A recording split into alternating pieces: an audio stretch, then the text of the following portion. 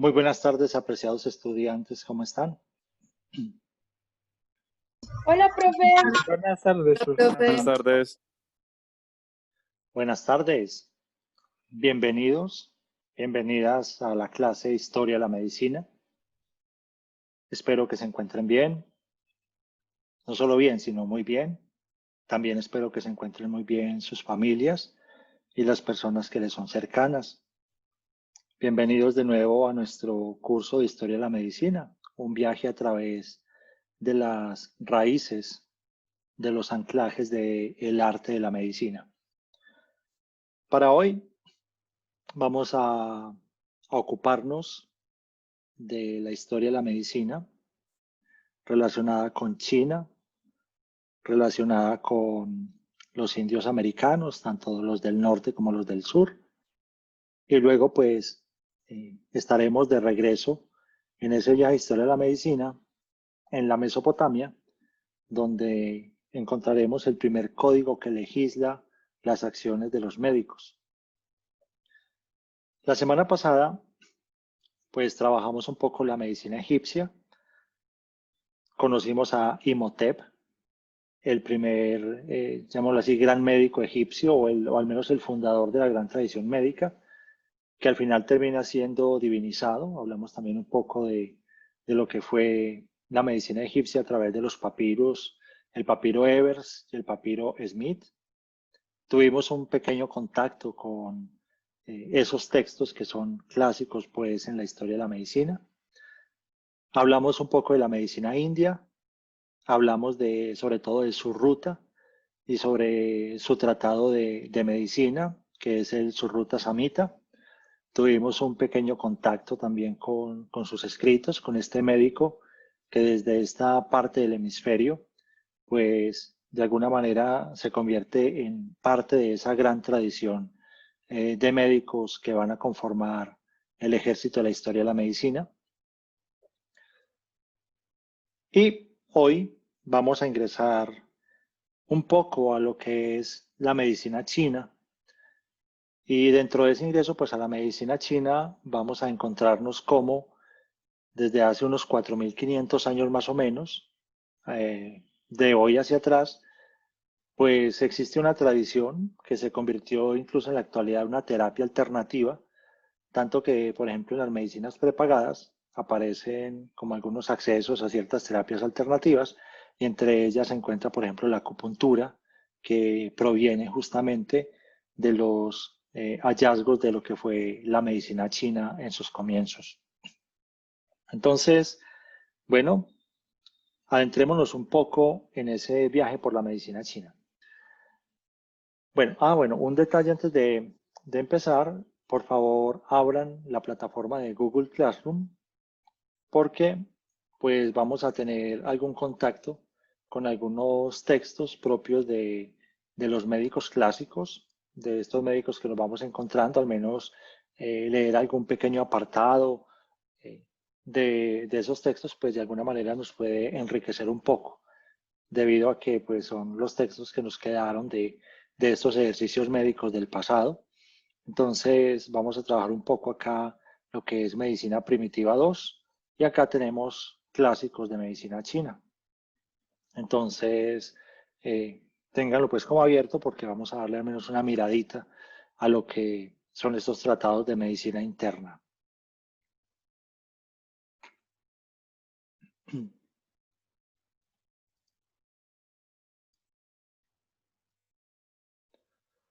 Bueno, entonces, hablemos un poco de la medicina china.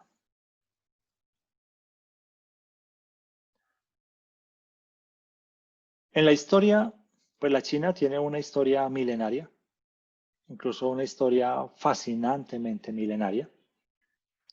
De hecho, estas imágenes que están corriendo en la parte derecha de sus pantallas, pues nos presentan de pronto una de esas imágenes más importantes de lo que es China. Este personaje es Confucio, que es un gran maestro del mundo antiguo en China, que además de eso instruyó emperadores de su tiempo, y es uno de los grandes protagonistas en lo que es el universo de la educación. De pronto, en torno a Confucio, pues nos encontramos un dato, y es que Confucio fue, o a él se le atribuye la invención de los exámenes.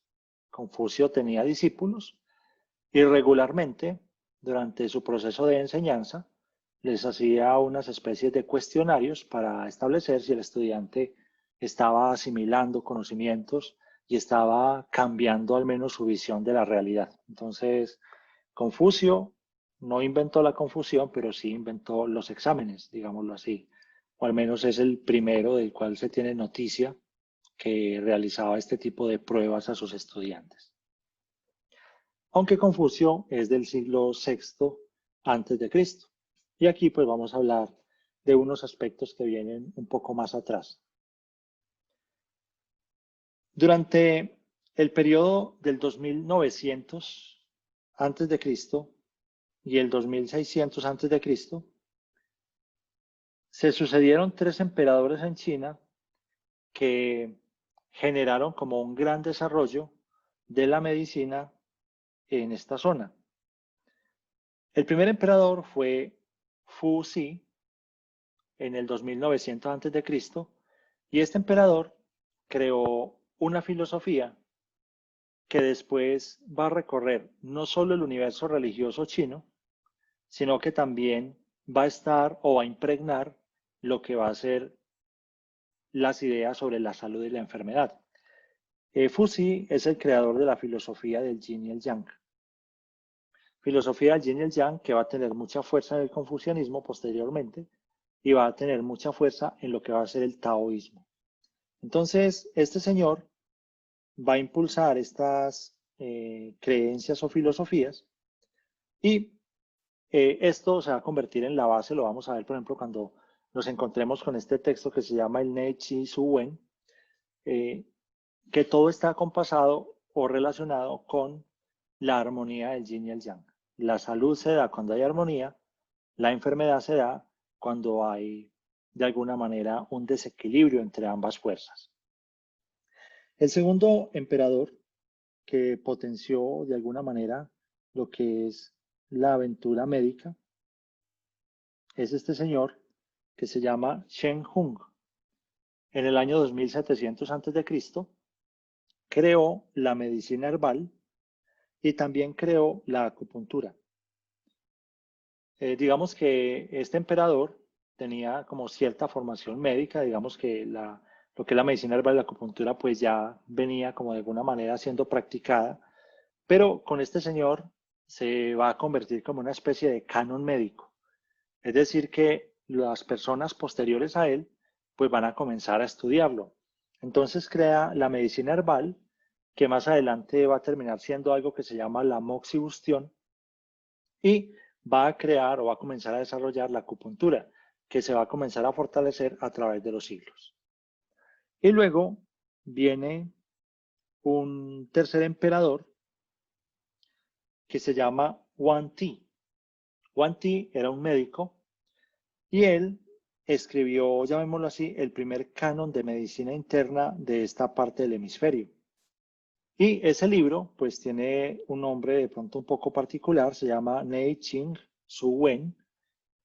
Y el Nei Ching Su Wen, es eso, canon de medicina interna, lo escribe como si fuera un libro de diálogo, es decir, no es como el libro de medicina que nosotros encontramos hoy, que es un libro redactado en términos científicos. Este texto, que es como el primer canon que da cuenta de la medicina china desde el año 2600 a.C., que va a sufrir reformas y ampliaciones a través de los tiempos, es un diálogo entre el emperador y un personaje que se llama Chi Po. Es decir, en forma de diálogo, es decir, es como si se hacen preguntas y a partir de ahí, entonces, a partir de esas preguntas, se van como a generar diálogos en torno a la medicina. Ahora justamente lo vamos a ver, cuál es la clave, por ejemplo, de la curación, ¿sí? Y ellos pues van a comenzar a dialogar y en torno a ese diálogo pues van a llegar como a conclusiones en torno a los medicamentos, en torno al pulso, en torno al flujo de la energía, en torno al equilibrio. Dentro de esta línea, ya de la línea de Wan Ti, que es el autor del Neichin Suwen, que es como el texto más importante, pues fluyen como ciertas tesis. Por una parte, recordemos estas tesis que son propias de la filosofía china. Esta imagen que ustedes tienen aquí a su derecha, esta es la imagen del Tao, también conocida como Dao. ¿Sí? ¿Dónde encontramos nosotros ideas sobre qué es el Tao? Lo encontramos en un libro religioso que se llama el Tao Te Ching. En el Tao Te Ching o Tao Te Ching se nos dice que es el Tao. El Tao es como esa fuerza trascendente, divina, de la cual proceden todas las cosas. Y de esa fuerza nace o surge el yin y el yang. De hecho, este signo que ustedes tienen aquí a la derecha no se llama el símbolo del yin yang. Este símbolo se llama el símbolo del Tai Chi. Incluso ¿Para hay dónde un, estás? incluso hay un arte marcial, por ejemplo, que se llama el Tai Chi. En Medellín, ¿y por qué? Este símbolo se llama el Tai Chi. Okay. Este símbolo se llama Tai Chi y hace referencia a la armonía de los contrarios, es decir, a la armonía entre el yin, que es el principio femenino, y el yang, que es el principio masculino. Ahora, el yin no es solo femenino, también representa la oscuridad, lo receptivo, lo frío, lo húmedo, lo negativo, lo espacial. Y el yang va a representar lo masculino, la luz, la creatividad, lo caliente, lo positivo, lo seco. Entonces, esta es la filosofía o estas ideas son las que se van a mover también detrás de la idea que tienen de medicina en lo que va a ser la medicina china. Entonces, tenemos el Tao en esta parte y tenemos el Tai Chi, que hace referencia a esa fuerza que emana del Tao y se llama, que es el Yin y el Yang, que es más bien la armonía de los contrarios. Bueno, ahora, ¿de qué trata entonces específicamente el Neichin Suwen? Que es este texto que tenemos acá. El Neichin Suwen trata como de varias cosas. Por una parte, habla de tratamientos para la enfermedad, pero esos tratamientos abordan la persona desde una perspectiva integral. Es por eso que en el Neichin Suwen vamos a encontrar, por ejemplo, tratamientos para el alma. Es decir, toda enfermedad de alguna manera toca como una dimensión intangible que es el mundo espiritual de la persona. Por otra parte, el Neichin Suwen también va a hablar de la dieta. La dieta es fundamental entre los tratamientos médicos del mundo antiguo, no solo de China, sino que también lo era de Egipto, también lo va a ser de la Mesopotamia, también lo va a ser posteriormente del mundo griego y va a ser básico dentro de la medicina hipocrática. Es decir, siempre se ha tenido la idea de que parte de la salud de una persona entra por la boca, ¿sí? Pero aquí digamos que la dieta no está relacionada solamente con comer bien o comer moderadamente, sino que también está relacionada como con los estilos de vida de la persona. Es decir, es una dieta que abarca como varios ámbitos o dimensiones de la vida. También nos habla el Neichin Suwen de uso de fármacos. Por ejemplo, usaban el mercurio, usaban diferentes tipos de elementos para tratamientos de la piel. Recuerden que el mercurio lo usaron casi hasta la Segunda Guerra Mundial eh, para diferentes tratamientos. Uno de esos era, por ejemplo, tratar lo que era la sífilis. Entonces, digamos que hoy no lo usaríamos, hoy suena terrible, pero fue utilizado en diferentes culturas porque le atribuían ciertas propiedades curativas. El Neichin Suwen desarrolla ampliamente la acupuntura que está dentro de los tratamientos alternativos, incluso aceptados, no tanto en orden como a la curación, sino también como el orden más bien como a la pacificación del ser de la persona que tiene algún padecimiento. Y está el otro que está relacionado con la acupuntura, de pronto más desconocido para nosotros, que es algo que se llama la moxibustión. Pero esa moxibustión es un tratamiento herbal, como lo vamos a ver más adelante. Hay un detalle, y es que, pues, vemos que el texto está acompasado por un trasfondo como religioso, por las ideas del Tai Chi o del Yin y el Yang, y por la idea del Tao. Pero en el texto se enfatiza algo importante, y es que ellos determinan que las enfermedades tienen causas estrictamente naturales y que esas enfermedades se van originando o con la edad de la persona, con el estilo de vida, con el universo emocional o con la alimentación, ¿cierto? Entonces, ellos están buscando tratar de explicar la enfermedad, no buscando un origen como en lo divino o en lo religioso o en un castigo proveniente de otro lado, sino más bien tratando de limitar la enfermedad a un origen propio del mundo de la persona, o sea, o su estilo de vida o su edad o sus emociones, en fin, sus interacciones. El Nei Chi Wen tiene como una especie de, como de anatomía de lo que es, sobre todo como una idea anatómica relacionada con la enfermedad y la salud.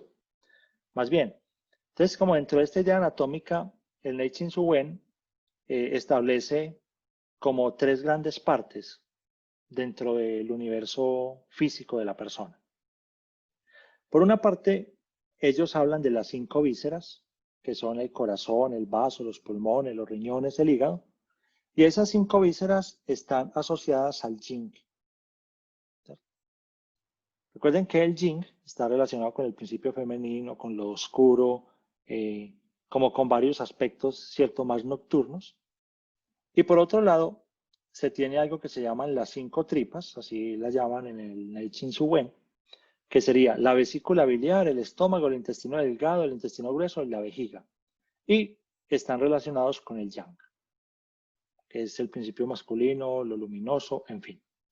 Y luego tienen como una división como del cuerpo, al menos que lo llaman el triple quemador. Eso lo llaman el triple quemador, es como una división que ellos van a hacer, incluso a partir de allí van a hacer lecturas sobre lo que es el flujo de la energía o sobre lo que es la salud o la enfermedad. Ese triple quemador se conoce como el Sanjiao, y representa el flujo de la energía. Entonces, dentro de ese triple quemador se compone como de 3 jiaos. Está el jiao superior, que se ubicaría más o menos como encima del diafragma, y allí, pues dentro de ese jiao superior se encontraría comprendido el corazón y los pulmones. Luego habría como un jiao medio que se encontraría como entre el diafragma y el ombligo, es como una geografía, bueno, una anatomía, llamémoslo así, geográfica, podríamos llamarla dentro del... y en ese jiao medio, entre el diafragma y el ombligo, se comprenderían también el vaso y el estómago. Y luego tienen un jiao bajo, que estaría del ombligo hacia abajo, valga la redundancia, perdón el pleonasmo, y dentro de este pues haría parte lo que es la vejiga, los intestinos, el útero, y en el jiao bajo también colocan el hígado y el riñón, que pues si uno fuera a tenerse de pronto como una distribución más gráfica, pertenecería más bien al jiao medio, ¿cierto? Pero ellos lo colocan dentro del jiao bajo.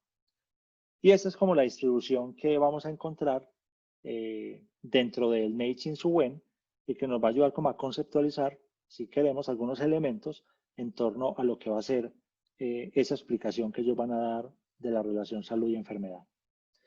Por otro lado, ellos tienen 2 tipos de fármacos fundamentales, que es el ginseng.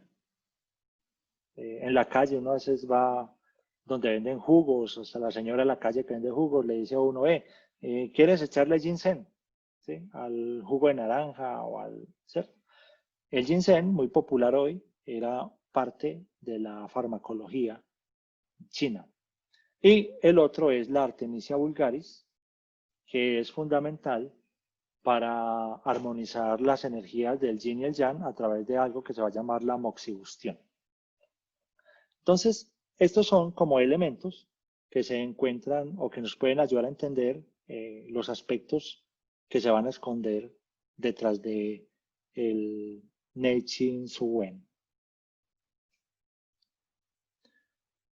Bueno, antes de hablar un poco como de la acupuntura, me gustaría que abriéramos, por favor, el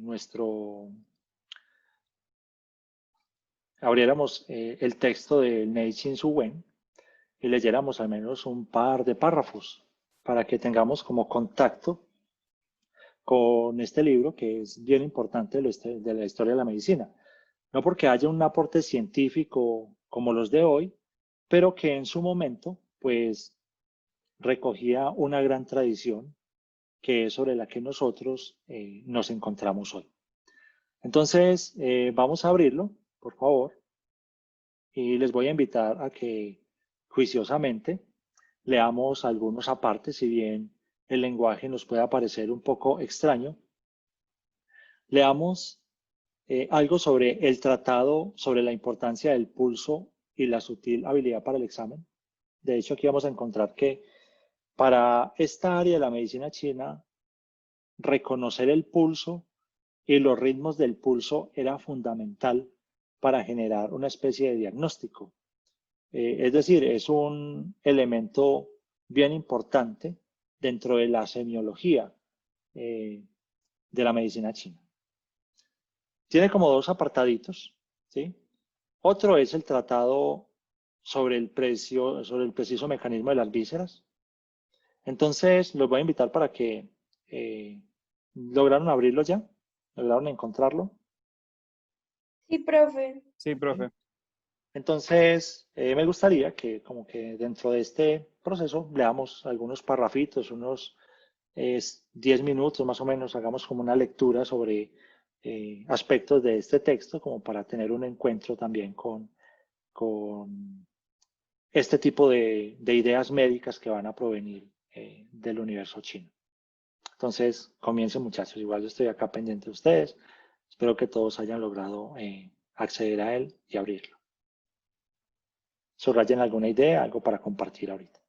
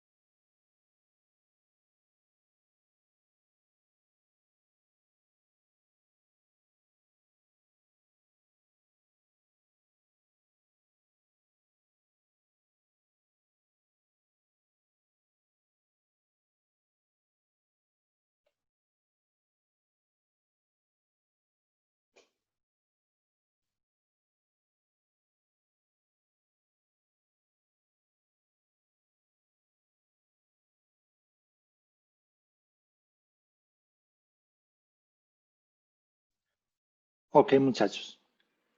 Bueno, me gustaría que de pronto resaltaran algunas ideas o algún pensamiento que les produzca este tipo de texto, más o menos datado de unos 2600 años antes de Cristo, y que pues va recogiendo poco a poco algunas ideas en torno a la salud y la enfermedad dentro de la medicina china.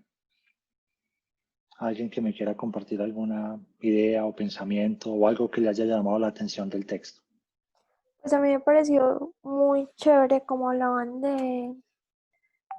de cómo era importante evaluar al paciente antes de que influyera tanto el yin como el yang, como en sus síntomas y en el desarrollo de esa enfermedad, y de cómo el pulso podía cambiar según los estados de como de los órganos. Entonces, que si por ejemplo habían 6 pulsos por cada ciclo respiratorio, que era una enfermedad del corazón, pues me parece curioso como la relación que hacían entre eso.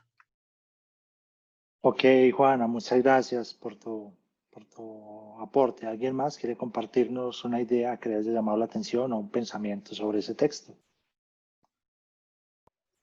A mí me llamó la atención de que, aunque obvio están refiriéndose a puntos anatómicos distintos, ya que la medicina tradicional china tiene sus puntos específicos del flujo de energía, eh, es muy similar a la forma como nosotros decimos como los puntos específicos para tomar el pulso, para tomar ciertas medidas, y en sí sigue como el mismo protocolo que nosotros seguimos hoy en día.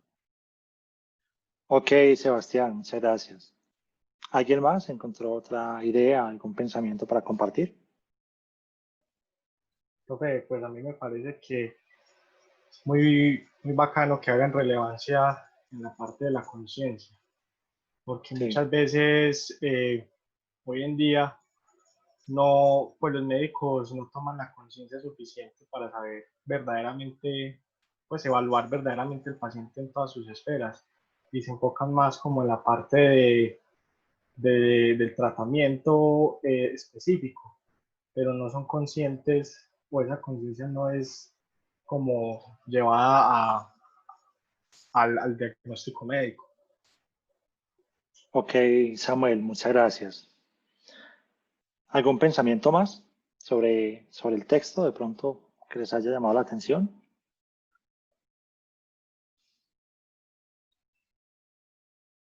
Bueno, como ustedes pueden ver en el Nei Chin Su Wen, que es un diálogo entre el emperador y Chipo, según eso Chipo era un médico, digamos así, experimentado de la corte. Encontramos un diálogo bueno sobre el pulso, sobre qué produce las enfermedades, pero digamos que en la causa de las enfermedades interfieren como muchos elementos, o sea, no son solamente elementos por fallas anatómicas, sino que también influyen, por ejemplo, los vientos. Si el viento sopla del norte, si sopla del sur, del este o del oeste, pues esto va a generar ciertas enfermedades o ciertas alteraciones en los órganos, o en el corazón, o en el vaso, o en la piel, o en el intestino, dependiendo también de los vientos. Y hay también una conexión entre esos vientos y diferentes elementos. Esos elementos de los que ellos hablan allí son 5, que son la tierra, la madera, el metal, el fuego y el agua, ¿sí? Y hay una conexión también con los colores, con el color amarillo, el azul, el blanco, el rojo, el negro. Eh, y pues todo esto dice algo sobre eh, esa relación que puede darse entre la salud y la enfermedad. Bueno, entonces tuvimos pues como un contacto con lo que es el Nei Chin Su Wen. De hecho, pues vamos pasando como haciendo un viaje como rápido a través de la historia de la medicina y pues tratando de tener contacto con algunos elementos que nos puedan como dar un poco de cultura hacia el pasado con respecto a lo que es nuestro arte. Vamos entonces a hablar un poco como de dos elementos que son importantes o relevantes dentro de la medicina china. Por una parte tenemos la acupuntura, y podríamos decir que la acupuntura es la intervención más importante de la medicina china. Esto es lo más relevante como de su medicina. Y Pues un poquito de historia, es que la acupuntura se practica desde hace unos 4.500 años. Es decir, es una tradición milenaria. Y todavía se practica hoy, incluso está dentro de terapias alternativas y todo. En este caso, dentro de la línea de la acupuntura, pues, o más bien la acupuntura está relacionada con una filosofía. Y esa filosofía es la del flujo de la energía. Es por eso que la salud depende del chi. La salud depende del chi. Y el chi es la energía que se mueve por el cuerpo y fluye como yin o como yang, ¿cierto? Para hacer esa intervención dentro del proceso de la acupuntura, se utilizan unas 388 agujas. Esas agujas pueden ser de oro, pueden ser de plata, pueden ser de acero. Se pueden utilizar calientes o frías. Y pues la acupuntura está relacionada con unos puntos anatómicos. A través, digamos que esos puntos son llamados por ellos puntos en los meridianos, ¿sí? Donde se cruzan los flujos de la energía. Y el objetivo de la acupuntura no es colocarle 365 o 388 agujas a una persona, sino que es poner las agujas en los puntos donde se considera que la energía está bloqueada, dependiendo del padecimiento o de la enfermedad que tenga la persona. Entonces, digamos que es dentro de la acupuntura, pues se habla de 14 canales por los que circulan los principios vitales, que son el yin y el yang. Se habla de 10 canales que corresponden a las 5 vísceras y a las 5 tripas, ¿cierto? Cuando hay un problema en el riñón, en el hígado, en la vejiga, en fin, entonces hay unos canales para desbloquear el flujo de la energía por esos campos. También hay 4 son meridianos extraordinarios permanentes. También, bueno, tienen 365 puntos en los meridianos, es decir, son muchísimos puntos alrededor del cuerpo. Y existen otros puntos que son llamados curiosos o dolorosos, ¿sí? Digamos que en torno a la acupuntura también existen muchas teorías, desde el número de agujas hasta el número de canales, de meridianos, pero pues tomo como la teoría clásica, o al menos la que se reconstruye a partir de lo que es el Neichin Suwen, que es el texto más clásico. Entonces, estos son puntos, por ejemplo, acá tenemos ejemplos de cómo se representan esos puntos anatómicos, es decir, en esos puntos se introduciría la aguja, es un toque superficial y tiene como objetivo pues desbloquear zonas o desbloquear flujo de la energía. Cuando se desbloquea el flujo de la energía, entonces la persona va a recuperar la salud.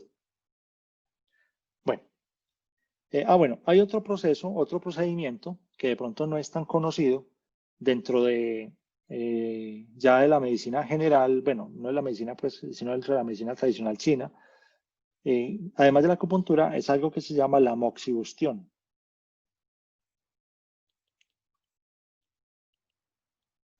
La moxibustión consiste es algo parecido a lo que se hace con la acupuntura, pero esta vez hacen emplastos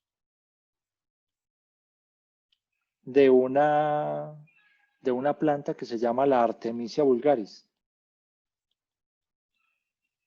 Hacen emplastos, hacen pequeños, envuelven esos rollos de Artemisia vulgaris y los calientan sobre una piedra o algo muy bien organizados y comienzan a colocar ese emplasto caliente sobre diferentes puntos del cuerpo, también con el objetivo de desbloquear la energía.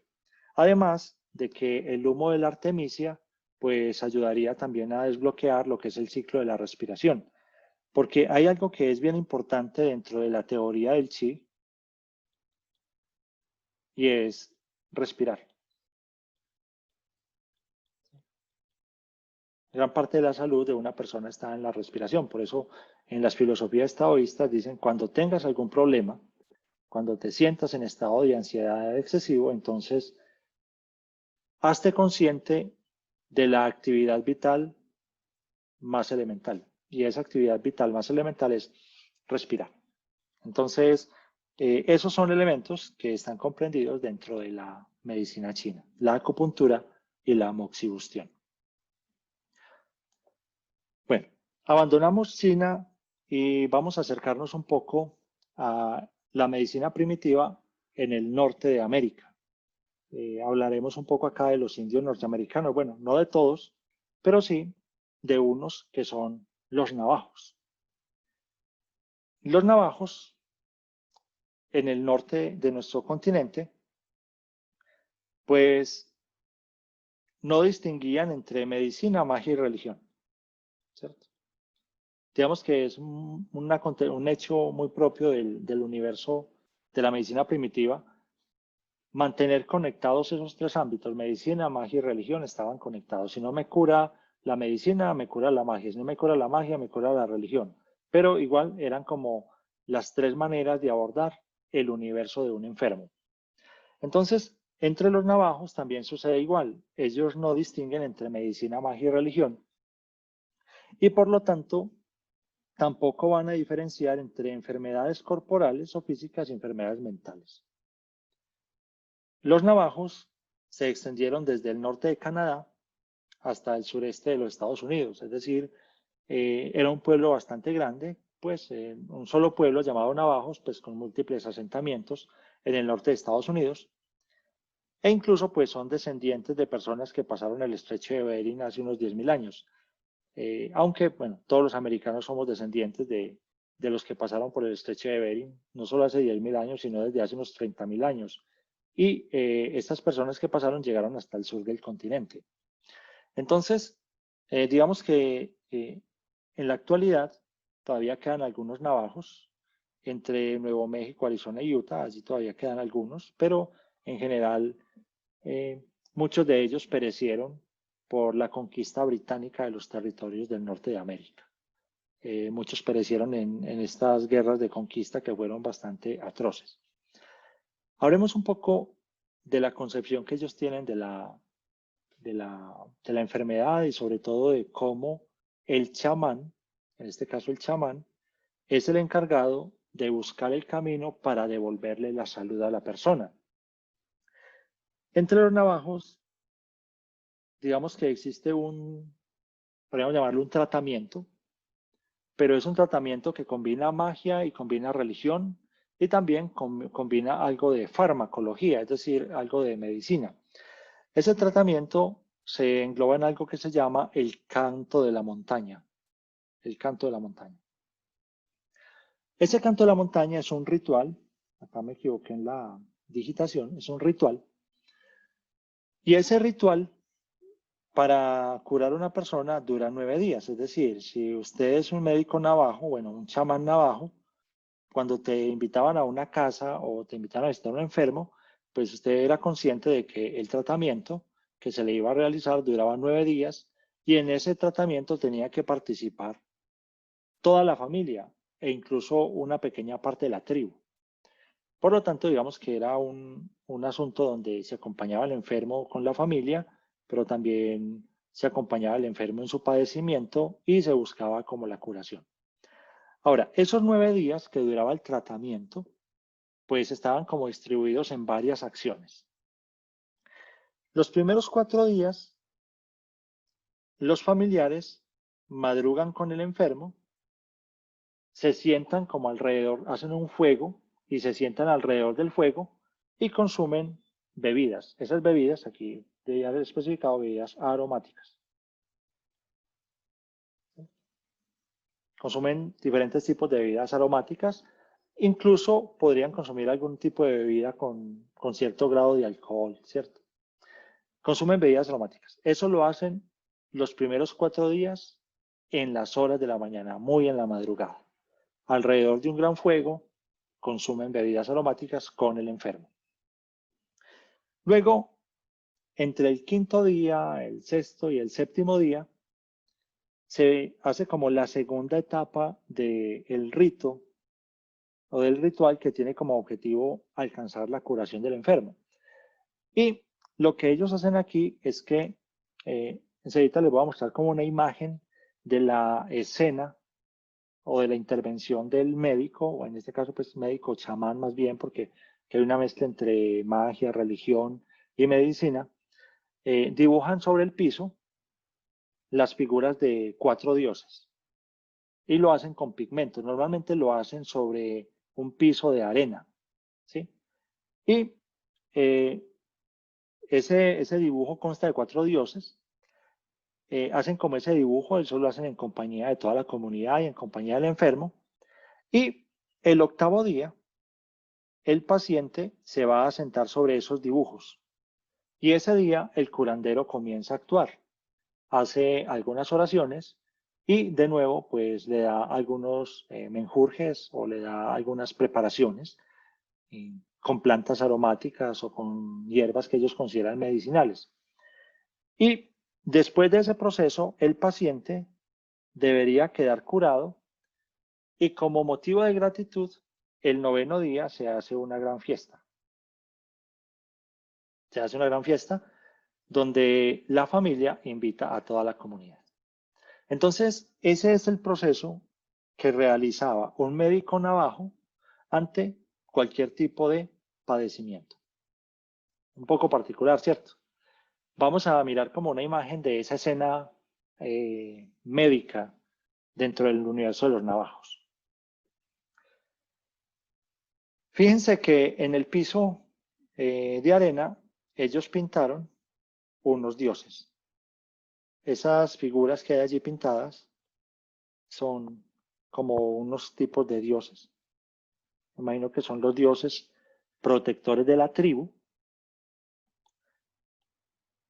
Además, acá está el enfermo. Recuerden que es el 8º día.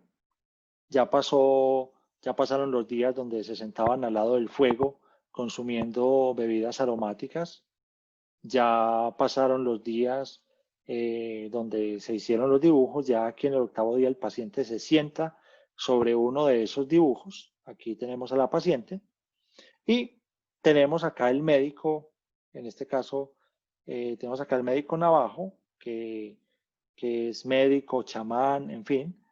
Y vemos cómo le está dando o ofreciendo una nueva preparación que tendría como objetivo pues alcanzar la salud.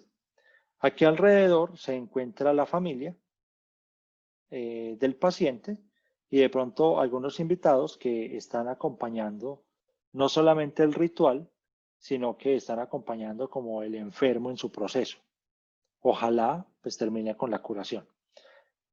Es decir, aquí la salud es un asunto integral. No solamente está relacionado con un padecimiento de una persona, sino que es como algo que debe afrontarse en familia y pues esa fuerza familiar puede también ayudar a que el enfermo termine en su proceso de curación. Esta es más o menos una muestra. Aquí está esta escena. Estoy por subirles un libro que se llama Historia de la Medicina en Imágenes, donde encontramos estas imágenes que son muy bonitas. O al menos son diferentes escenas como de la historia de la medicina representada en un buen grupo de imágenes para explicar ciertas cosas. Muchachos, ¿qué piensan de este tipo de procedimientos? En este caso, pues el de los navajos. Una pregunta. Dime. Si no se cura, entonces no ofrecen la fiesta o igual la ofrecían. Pues saben que ahí tenemos como un vacío. Es muy probable que de pronto a veces se curaba porque 9 días, digamos que es un proceso en el que puede pasar una fiebre, una gripa, en fin, ciertas como enfermedades leves, pero hay otras donde no se generaba la curación. Entonces volvían a repetir el tratamiento. Y si la persona moría, pues más que una fiesta, pues ya se hacía lo que era el proceso funerario, el ritual funerario.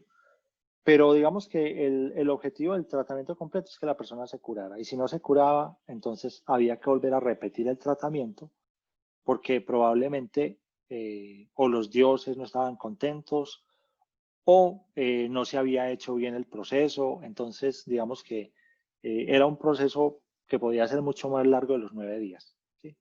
Si no se curaba, había que volver a repetir el tratamiento hasta Gracias. que se generara algo. ¿Listo?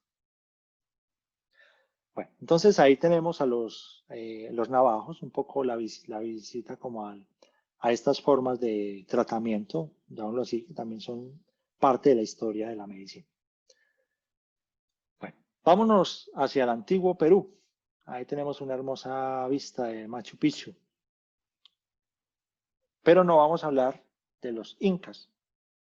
Vamos a hablar de otros que tenían una práctica, llamémoslo así, médica, incluso era un tipo de cirugía bastante particular. Hay una cultura que se encuentra justamente aquí, Perú. Este es el estado Paracas, ¿sí? Ahí había una cultura indígena que se llamaba la cultura Paracas. Esa cultura estaba establecida allí más o menos desde el año 700 antes de Cristo. ¿Sí? Incluso, pues esa cultura Paracas se dividía como en dos, siendo la misma, se dividía como en dos formas. Una era la Paracas Cavernas, que fue una cultura que floreció entre el año 700 antes de Cristo y el año 100 después de Cristo. Y otra se llama la cultura Necrópolis, que desde el 100 antes de Cristo hasta el 500 después de Cristo. Después de esta cultura extrañamente desapareció. No tenemos como muchas muestras. De hecho, cuando hablamos de los indios sudamericanos, pues lo tenemos más en los incas, en algunas culturas que fueron más amplias, pero no hablamos de la cultura Paracas. Actualmente, esta es la región peruana de Ica. Aquí fue donde floreció la cultura Paracas. Y uno de los arqueólogos que más se dedicó a estudiar esta cultura fue este señor, Julio Tello, o Julio Tello, por allá desde 1925. Fue donde comenzó a realizar grandes estudios en esta zona.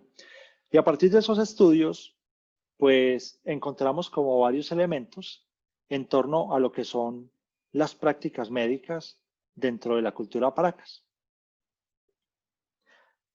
Resulta que esta cultura tenía como varios procedimientos. Estos son cráneos, los tomé justamente del Museo de la Cultura Paracas. Usted busca el Museo Nacional del Perú, allí están estos cráneos. Ellos practicaban varias cosas. Uno, practicaban el alargamiento de cráneos. Si uno ve en Discovery Channel en la noche, pues le van a decir que estos cráneos eran cráneos de alienígenas, pero realmente no lo eran. Simplemente era que ellos tenían unas prácticas donde envolvían como la cabeza de las personas y ese tipo de envoltura desde niños les alargaba el cráneo. Era una práctica pues ahora así extrema. Por otro lado, además del alargamiento de los cráneos, ellos practicaban la trepanación. Fíjense, estos huecos que hay acá en el cráneo no son huecos ni por una lanzada, ni porque les hayan dado una pedrada, ni nada de esas cosas, un golpe, sino que fueron huecos realizados sobre estos cráneos, pero en personas vivas. ¿Sí? Se llama una trepanación. Estas son las zonas donde hacían las trepanaciones, fíjense. ¿Sí? Muchas de esas personas incluso supuestamente sobrevivían a la trepanación e incluso sobre esas trepanaciones han encontrado cráneos que tienen prótesis, es decir, reemplazan el hueso con ¿cómo se dice? Me acaba de ir el nombre, con placas de oro, ¿sí? Además de la trepanación, de romper el cráneo, reemplazaban el agujero en el cráneo o tapaban el agujero en el cráneo con placas de oro. Colocaban una especie de prótesis de oro y por eso han encontrado cráneos que tienen prótesis de oro.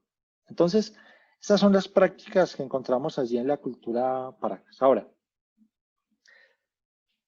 ¿para qué hacían ellos eso? Para intentar curar ciertas enfermedades. Por ejemplo, la epilepsia era tratada con trepanación. Pues no se conocía la etiología de la epilepsia, pero la trataban con trepanación. Digamos que la migraña o los dolores de cabeza demasiado fuertes y recurrentes en una persona también eran tratados con una trepanación. Ahora, esa trepanación se hacía con la persona viva.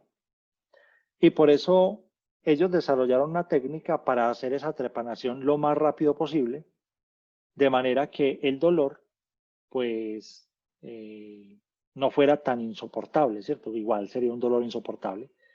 Acá vemos nosotros el médico de la cultura Paracas realizando una trepanación en este paciente. Vemos que hay unos que lo están teniendo porque el dolor debe ser insoportable.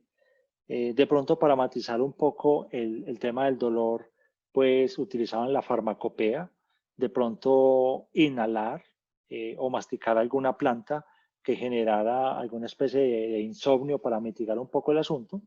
Aquí tenemos posiblemente el cacique o el líder de la tribu presenciando el acto de la trepanación.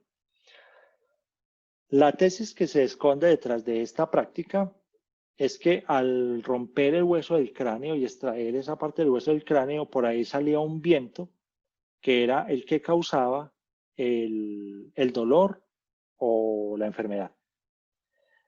Y ese pedacito de cráneo que extraían, si la persona sobrevivía a la trepanación, entonces lo iba a cargar como un amuleto de protección contra las enfermedades. Es decir, con ese pedacito de cráneo le pasaban de pronto alguna cuerda y se lo colgaban en su cuello para protegerse de las enfermedades. Digamos que la trepanación pues se ve un asunto extremadamente inhumano, pero para ellos era un mecanismo de curación y al mismo tiempo como una especie de protección, luego si la persona sobrevivía, de las posibles influencias de dioses malvados que me pudieran generar la enfermedad. Entonces, esa es como la visión que hay en torno a lo que es la cultura Paracas.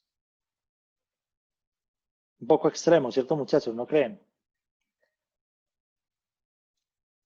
Bueno, vamos a regresar desde Profe, América. perdón, Sí, dime. hablando de la trepanación, ¿para qué alargaban los cráneos? Bueno, yo no tengo como una respuesta. Sabe que he tratado como de buscar, al menos en las investigaciones de Tello, no hay como una respuesta. Es como una tendencia cultural, es decir, de estos indígenas de alargar los cráneos, porque para ellos el cráneo alargado tenía como cierta conexión con lo divino. Entonces tenían como esa perspectiva, o sea, había un asunto aquí religioso también de por medio, pero no hay como ¿cómo podríamos decir? Como un aspecto claro de por qué realizaban ese alargamiento. De hecho, hay un asunto muy particular y es que no encontraron solamente un cráneo alargado, sino que hay cientos de cráneos alargados totalmente, ¿cierto? Eso pues da pie a muchos tipos de teorías, porque no era a una persona a la que le hicieron eso, sino que fue una práctica demasiado recurrente y en las excavaciones arqueológicas siempre van a encontrar cráneos alargados.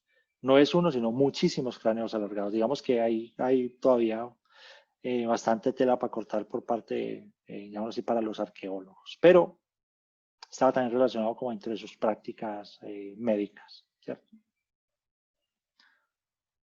Bueno, muchachos, vamos a irnos hacia Babilonia, es decir, vamos a regresar a lo que es el cercano oriente y vamos a hablar de la salud y la enfermedad en el universo babilónico. Bueno, Babilonia pues florece en la Mesopotamia. De hecho, los pueblos mesopotámicos son muchos y esos múltiples pueblos son conocidos como babilonios. Esta es una cultura que floreció 6.000 años atrás. Las culturas mesopotámicas florecen unos 6.000 años atrás. Entre los ríos Tigris y Éufrates, en la actualidad esto es Irak. De hecho, creo que ya les había hecho de pronto alguna moción a mirar a Irak, no como un lugar donde se desarrollan guerras funestas, sino también como un lugar donde se encuentran los vestigios más antiguos de nuestra civilización. Muchísimas ciudades iraquíes se encuentran construidas sobre ruinas o ciudades antiguas que hoy son patrimonio de la humanidad y otras pues fueron destruidas por la guerra. Es por eso que la Mesopotamia se considera la cuna de la civilización. Ojo, cuna de la civilización, no cuna del origen del hombre, que es la garganta de Old Dubai en Kenia. ¿Sí? La cuna de la civilización es que aquí se comienza el ser humano a desarrollar a partir de la relación de familias amplias y comienzan a hacer las ciudades, comienzan a hacer la agricultura, entre otros. Bajo el nombre de babilonios se encuentran muchísimos pueblos. Los mesopotámicos los llaman babilonios, pero en el fondo ellos eran pueblos de diferentes culturas. A los sumerios los llamamos babilonios, a los acadios, a los amorreos, a los asirios, a los elamitas, a los caldeos. Todos estos personajes o todos estos grupos étnicos nosotros los conocemos bajo el nombre de babilonios. De hecho, los babilonios desarrollaron la astronomía. Ellos fueron muy poderosos en astronomía.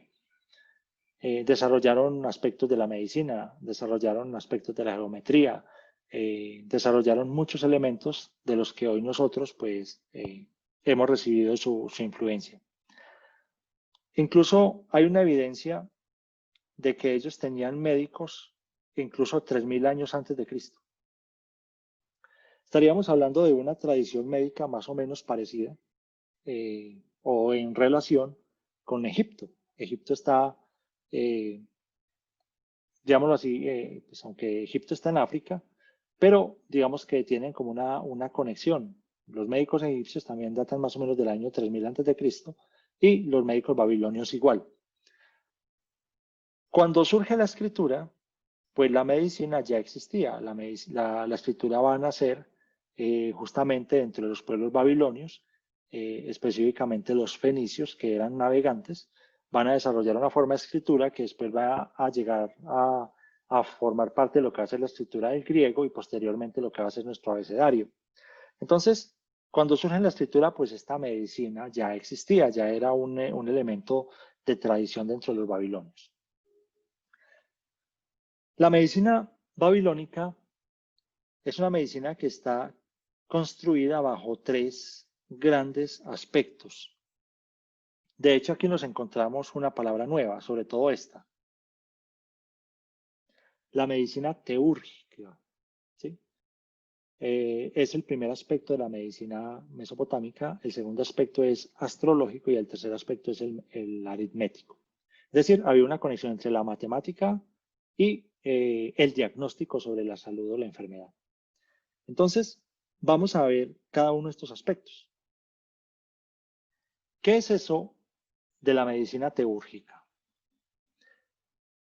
En historia de la medicina, vamos a llamar medicina teúrgica a la medicina que se desarrolla al interior de una práctica mágico-religiosa.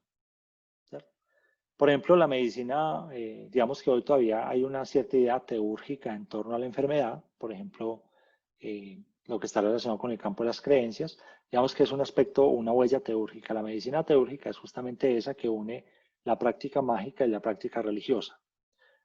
Incluso dentro de la medicina teúrgica, dentro de los mesopotámicos, era muy frecuente la utilización de amuletos que ellos llamaban pasusu.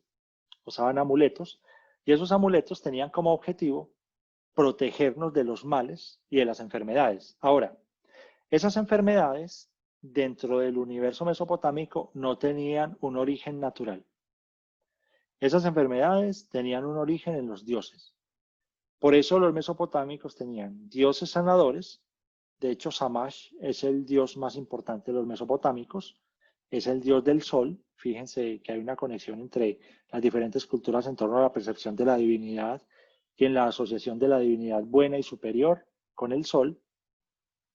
Y hay unos dioses malignos que son causantes de las enfermedades. Por ejemplo, el dios Tin era el causante de las cefaleas.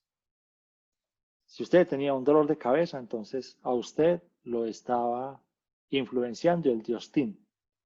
Si no tienes el amuleto para protegerte del dios Tin, entonces te va a dar cefalea constantemente. Está Namturu, que es el dios de las afecciones de la garganta. Estaba Nergol, que es el dios al cual se le atribuía la fiebre. Una persona con fiebre, entonces estaba relacionada con Nergol. Y estaba Lamastu, que estaba relacionada con la muerte de los recién nacidos. Cuando moría el recién nacido o moría la parturienta, eso pues hoy diríamos que puede darse por múltiples razones, pero en el mundo antiguo era una sepsis puerperal, se le atribuía esa muerte del recién nacido de la parturienta a este dios maligno que era Lamastro. Ahora, esto digamos que es el primer aspecto, concebir una idea de la salud y enfermedad de manera teúrgica, es decir, aquí hay una relación con elementos religiosos, incluso elementos mágicos. Otros aspectos que influían o que iban a formar parte también como del diagnóstico de la enfermedad era la astrología y los números. Por ejemplo, se atribuían muchas enfermedades, por ejemplo, a la posición de los astros, sobre todo en el momento del nacimiento. Cuando un niño nacía, le hacían como una carta astral y a partir de ahí, pues, dependiendo de la posición de los astros, iba a tener en determinados momentos salud y en determinados momentos iba a padecer enfermedades. Y también se acudía a la numerología. Por ejemplo, los días 7 no se podía visitar a los enfermos, ni tampoco administrar medicamentos. Estaría hablando del día séptimo de una enfermedad, o sea, el día 7 no se visita a un enfermo ni se le administra medicamentos porque eso es mala suerte, le puede ir mal al enfermo.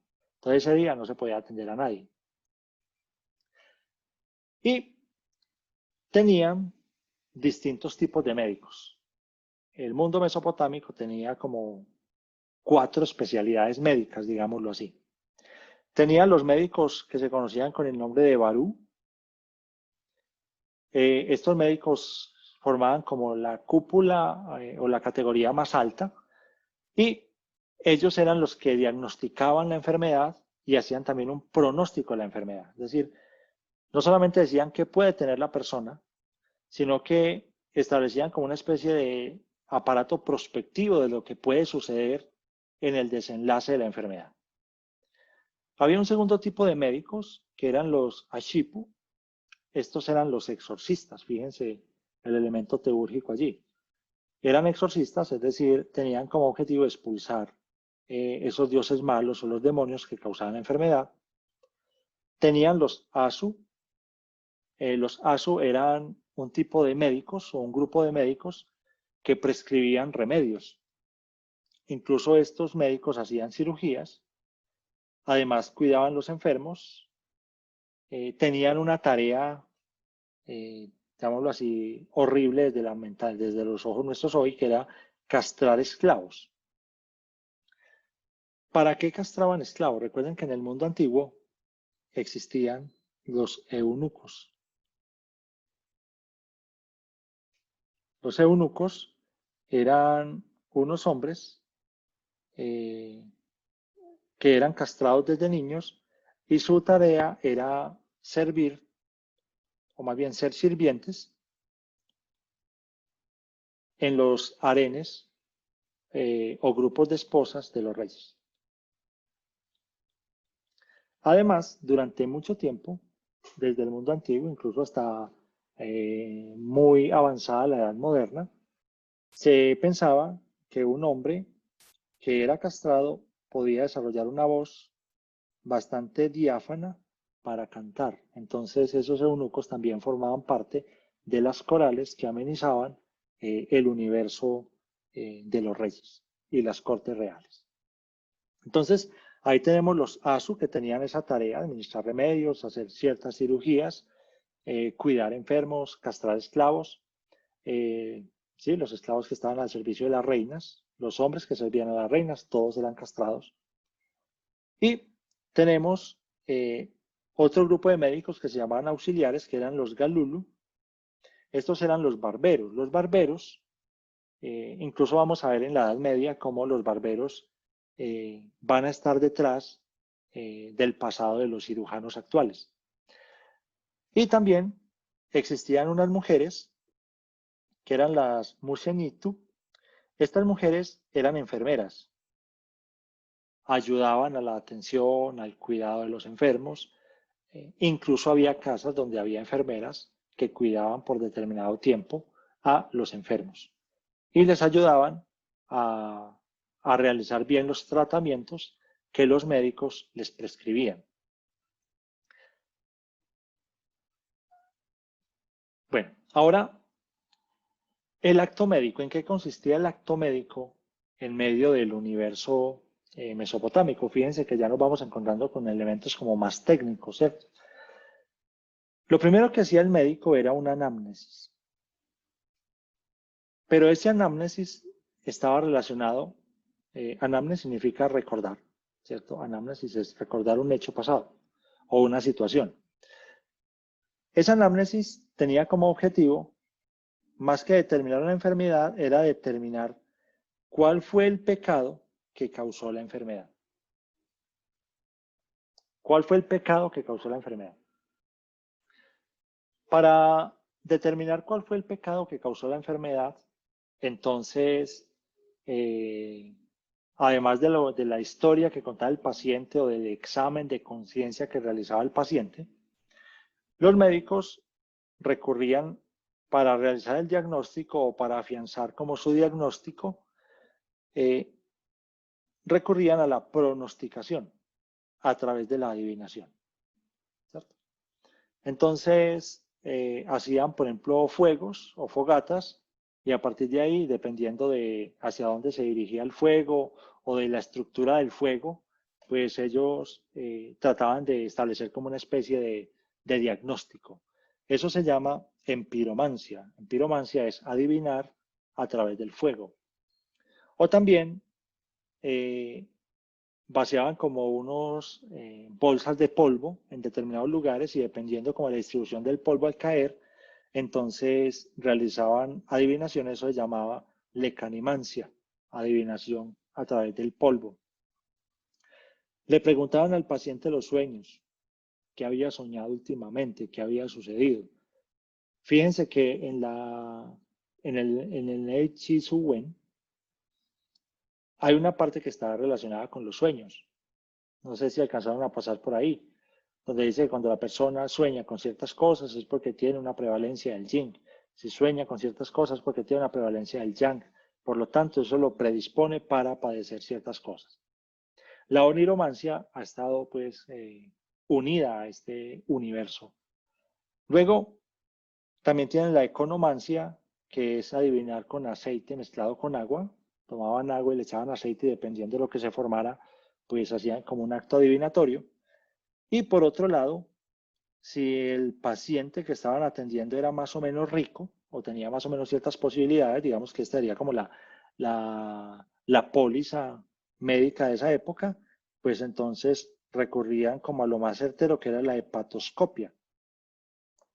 Extraer el hígado de un pájaro o de un animal, un carnero, un cordero, una vaca, y con el hígado afianzar ese diagnóstico en la adivinación.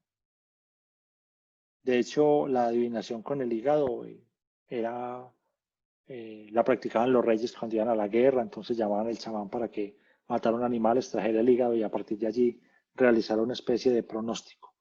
Entonces, le preguntaban al paciente usted qué pecado cometió, pero para afianzar ese diagnóstico, entonces hacían algún acto para adivinar qué era lo que había sucedido. Y a partir de ahí, pues entonces ya ellos iban a proceder. Si utilizaban amuletos, si hacían un exorcismo o si utilizaban como algún elemento que sirviera para curar. Dentro de sus, llamémoslo así, elementos farmacológicos o dentro de sus fármacos más comunes utilizados para las enfermedades, los médicos mesopotámicos utilizaban, por ejemplo, amapola y mandrágora para el dolor y para producir sueño. De hecho, la mandrágora, pues, incluso era considerada en el mundo antiguo como un afrodisíaco, ¿cierto? Entonces, cuando las parejas no podían tener hijos, les decían, acuéstense debajo de un árbol de mandrágora.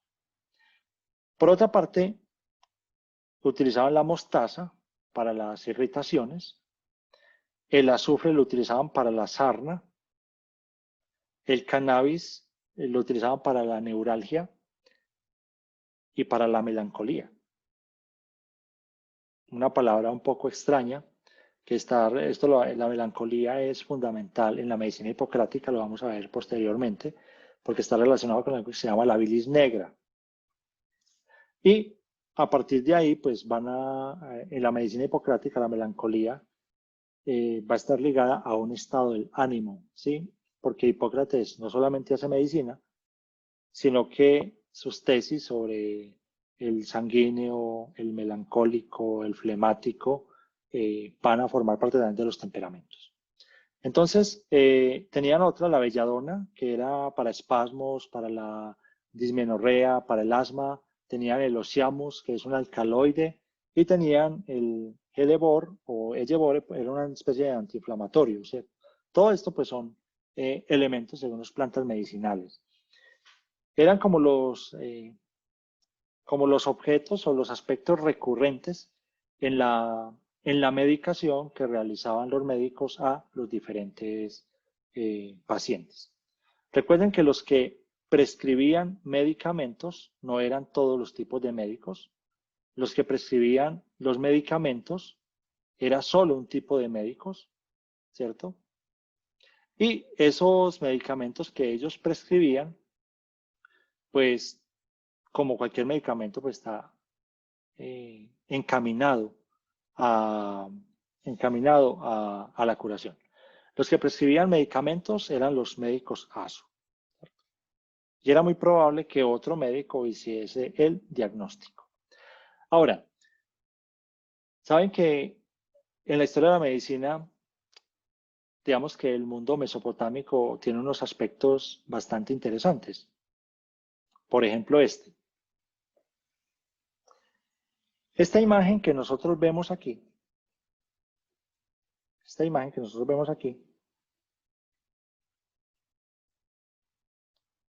es un sello. Todos los médicos tenían que tener un permiso del rey. Es decir, como tener un título, pues, para ejercer como médico. Es decir, no cualquiera podía ser médico. Porque los médicos tenían muchas responsabilidades con respecto a lo que pasara con el paciente. Entonces, los médicos, este es un sello sumerio, ¿sí? Y estos sellos son los sellos del médico.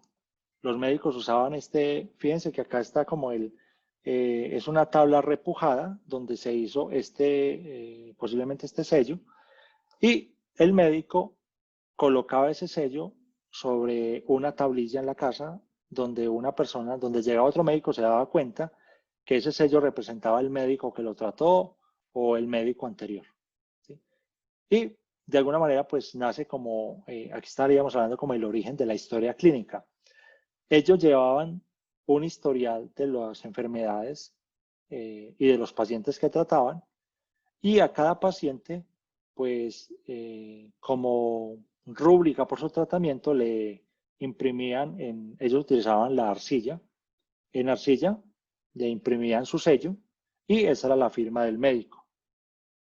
Es decir, la firma que usted iba a echar en la fórmula la inventaron los sumerios. El médico firma, en este caso ellos ponían un sello, que era la firma del médico que atendió, porque si al paciente le pasaba algo con base en el tratamiento, entonces con ese sello demandaban al médico, aunque si el paciente se curaba con ese sello, entonces recomendaban el médico, y eso llevaba a que ciertos médicos se hiciesen bastante famosos en el mundo antiguo por sus sellos. Entonces ellos usaban el sello sumerio. Había un tipo que era Hammurabi. Hammurabi era el rey. Este señor reinó entre el año 2125 y 2081. Y este rey escribió en Mesopotamia lo que es el código más antiguo de conducta y de relación. que se llama el Código de Hammurabi. De hecho, este sería Hammurabi, que está recibiendo del dios un cetro y un mandato. De hecho, el Código de Hammurabi es este. Esto existe, ¿sí? En el Museo del Louvre, creo que es donde se encuentra. Ahí está el Código de Hammurabi de los mesopotámicos. Es el código de conducta y de legislación más antiguo que existe. Está tallado en piedra y esta divinidad que está entregando el Código de Hammurabi se llama Shamash. Recuerden que Shamash, lo vimos ahorita, es el dios relacionado con el sol. En esa piedra que hay ahí, esos grabados contienen 282 artículos. Y pues se trata de muchas cosas, tratan de delitos, tratan de problemas familiares, tratan de propiedad, tratan de esclavos, tratan de médicos. Y saben que hay un asunto muy particular, por ejemplo, cuando trata de asuntos familiares, dicen que los padres se quejan de que los hijos son libertinos, son perezosos, no hacen nada, no viven las costumbres. Digamos que la queja muy particular, que las quejas generacionales siempre existen desde el mundo antiguo hasta hoy. Entonces, en ese código de Hammurabi,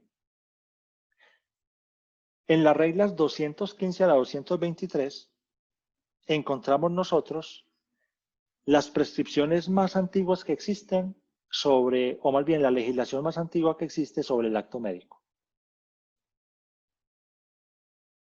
Ellos regularon los actos médicos y pues voy a leerles como algunos de esos artículos que encontramos entre el 215 y el 223. Por ejemplo, el artículo 215 dice: si un médico hace una incisión profunda en un hombre con bisturí de bronce y le salva la vida al hombre, o si le abre la sien a un hombre con bisturí de bronce y le salva un ojo al hombre, percibirá 100 ciclos de plata. Fíjense en esa prescripción. El bisturí es de bronce.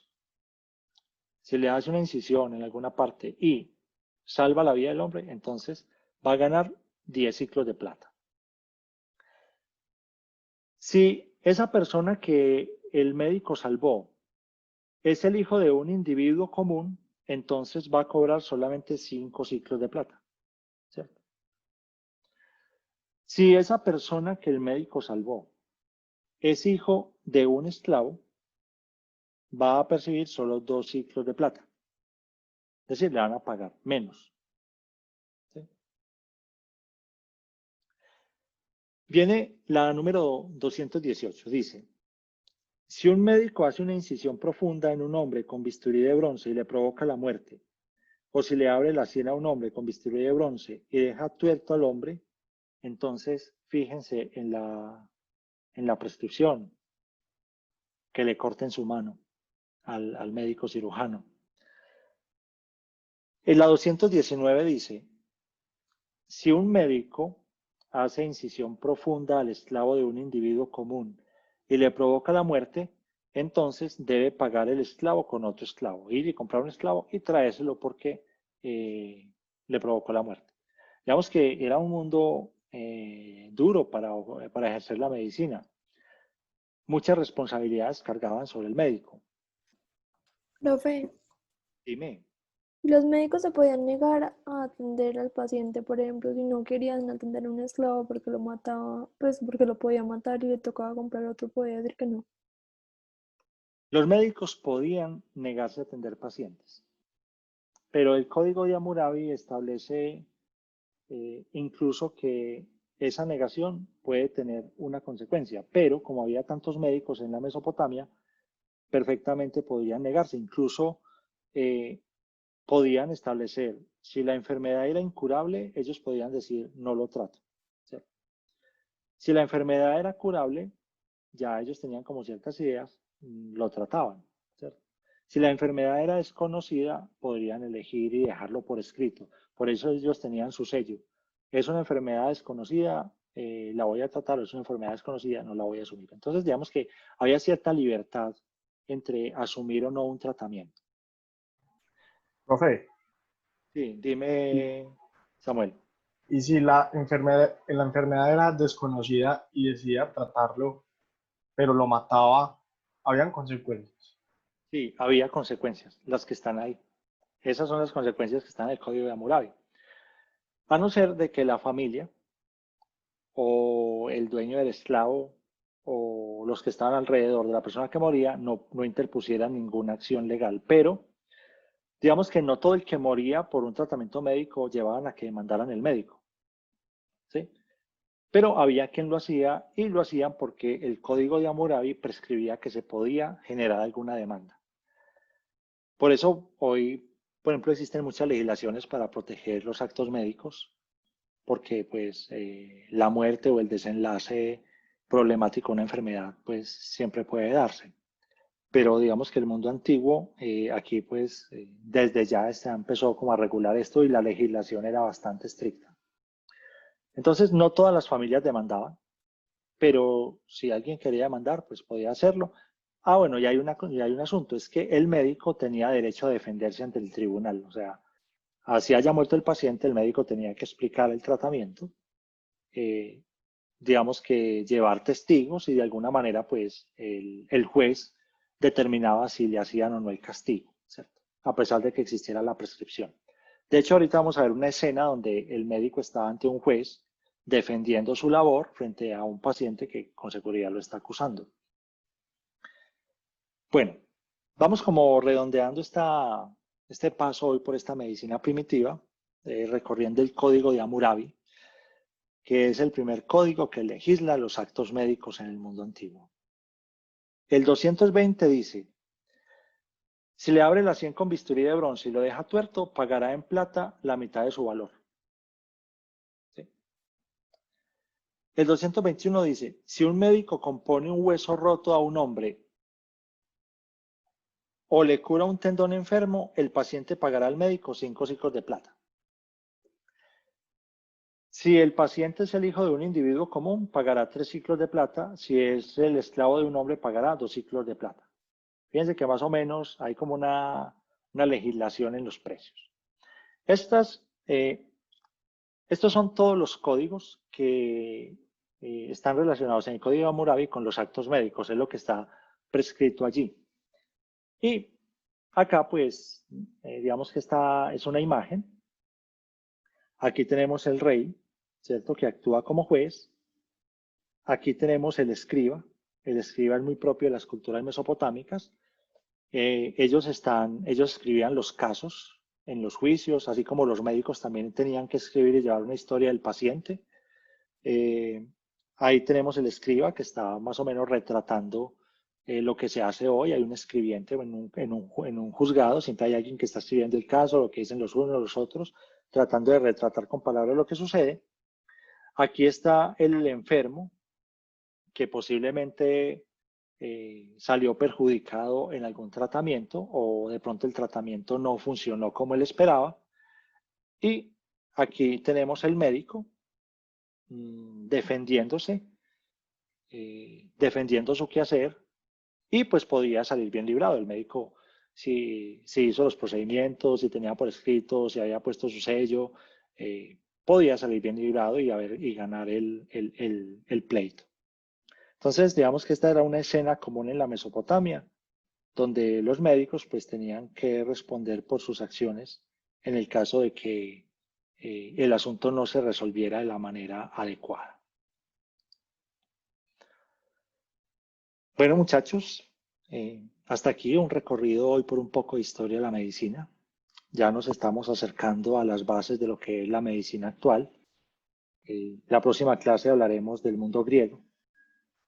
Vamos a ocuparnos de la medicina prehipocrática, que es una medicina primitiva. Y luego pues vamos a llegar al gran Hipócrates, ¿sí?, al padre de la medicina, al menos de lo que es la medicina científica. A él se le atribuye esa paternidad, pero pues antes de llegar a Hipócrates vamos a hacer un pequeño camino a través de lo que era la medicina antes de Hipócrates. Muchachos, a este punto, ¿tienen alguna apreciación, alguna idea, alguna pregunta que de pronto sea posible responder dentro de este historia rápida de la medicina que estamos realizando? Profe, yo tengo una pregunta con respecto al trabajo, pues al primer trabajo de aula. Dime, Melissa. Pues todavía nos faltan 2 temas, ¿cierto? Sí, Que es la medicina prehipocrática y la clásica griega. sí. Pero ese trabajo dijiste que había que tenerlo para el 28. No, pero ese es un trabajo de aula, es decir, lo hacemos en una clase. En el fondo lo estaríamos haciendo cuando terminemos ese paso hasta la medicina clásica, ¿sí? O sea, que tú nos das el tiempo en clase de hacer lo que te Sí, lo mencioné. vamos a hacer en clase, o sea, ese no lo tienen que hacer en su casa. En lo que ustedes tienen que hacer en su casa, para mí, son solo 2 trabajos. Uno, que es el del libro, ¿cierto? El texto de lectura, donde sacan sus ideas, y el otro, que es el posible escrito, o más bien como el bosquejo, o el mapa de lo que podría ser un posible escrito sobre algún tema que a usted le haya llamado la atención de historia de la medicina, sea de los que hemos tratado aquí o de otros temas de historia de la medicina que no estén contenidos también en nuestra clase, ¿cierto? Esos son como los 2 trabajos que ustedes tienen que hacer externos. Los trabajos de aula siempre los vamos a hacer aquí adentro. Entonces, cuando estemos llegando a medicina clásica griega, ahí pues significa que después de que abordemos la medicina clásica griega, haremos ese primer trabajo. ¿Listo? Gracias, profe. Ok, Melissa. Bueno, apreciados estudiantes, quiero desearles un excelente resto de tarde. Descansen este fin de semana. Desconéctense un poco de estos medios digitales por salud mental. Hagan deporte, cuídense mucho. Ustedes tienen una sociedad que los quiere, que los aprecia y que los espera, como médicos, como profesionales. Entonces, disfruten este fin de semana y nos vemos entonces en nuestra próxima clase, donde ingresaremos a la medicina griega prehipocrática, ese mundo antes de Hipócrates, y luego la gran medicina clásica, que ya está muy conectada con lo que es la medicina científica actual. Gracias, Feliz profe. resto de tarde Gracias, a profe. ustedes. Muchas gracias, profe. Muy amable. Gracias, profe. Gracias, profe. Gracias, profe. A ustedes, que estén muy bien.